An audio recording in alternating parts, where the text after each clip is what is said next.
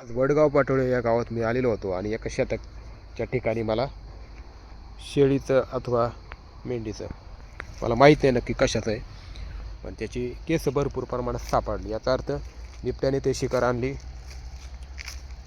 आणि बिबट्याने त्याची शिकार या भागात केलेली आहे. कारण ही जागा निर्मनुष्य आहे आणि बिबट्याच्या पाऊल खुणा वगैरे असं काही मला दिसलं नाही, पण त्याची केस विविध ठिकाणी पसरलेले आहेत, इकडं तिकडं. आणि तो थोडासा खराब वाससुद्धा येतो, मला खराब वास येतो आहे.